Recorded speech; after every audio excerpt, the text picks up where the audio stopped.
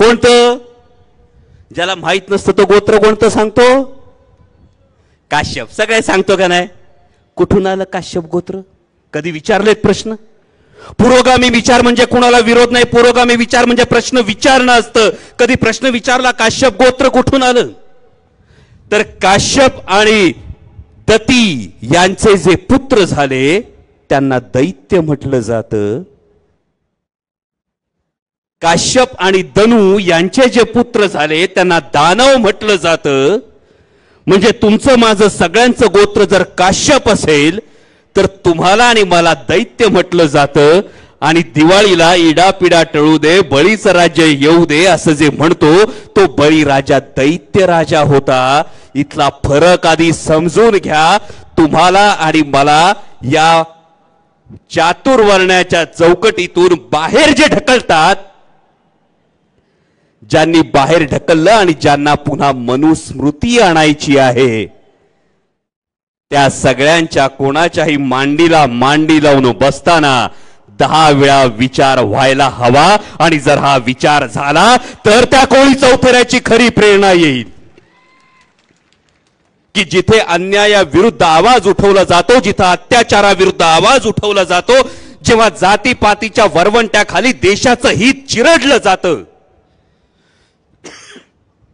म्हणजे जातीला जातीच्या विरोधात भडकवा, धर्माला धर्माच्या विरोधात भडकवा. मगाशी बोलताना रोजगाराचा जेव्हा विचार झाला तेव्हा या रोजगाराचा विचार समोर आला नाही. आणि म्हणून या कोळी चौथऱ्याला अभिवादन करत असताना हे कुठलं तरी जे धर्माची जोखडं जी आहे, जातीची जोखडं जी आहेत आणि या पलीकडे जाऊन समाजाला एकमेकापासून तोडण्याचा जो विचार निर्माण होतोय, हा विचार सोडून जोपर्यंत आपण शिक्षणाची कास धरणार नाही, जोपर्यंत आपण विकासाची कास धरणार नाही, तोपर्यंत प्रगती नाही.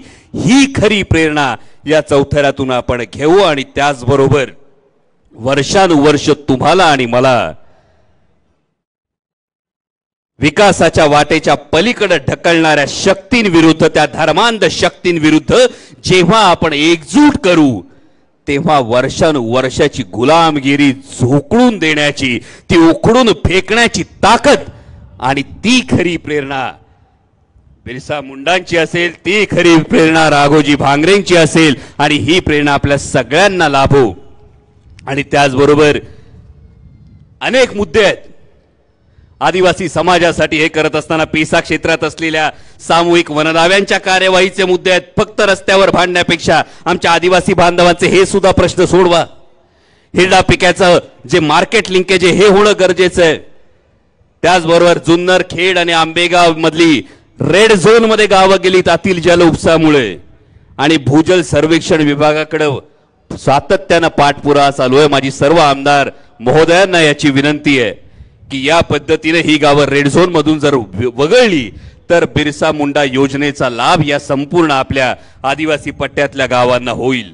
आणि अशा पद्धतीने या विकासाची वाट धरत असताना बिरसा मुंडा ब्रिगेडनं जी वाट जोखली आहे ती म्हणजे क्रांती ही केवळ शस्त्रानं होत नाही, तर शस्त्राची धार ही जेव्हा विचारांना येते तेव्हा त्या विचारांनी ही क्रांती होते. आणि हा विचार या नवीन पिढीत रुजवल्याबद्दल सतीश दादा पेंदाम आपलं मनापासून मी आभार मानतो. आणि याच पद्धतीनं ही सर्वसामान्यांच्या हक्काची लढाई, जल, जंगल आणि जमिनीची लढाई आदरणीय पवार साहेबांच्या मार्गदर्शनाखाली, नेतृत्वाखाली अशीच पुढे चालू राहील अशी अपेक्षा व्यक्त करतो आणि थांबतो. जय हिंद, जय महाराष्ट्र, जय आदिवासी.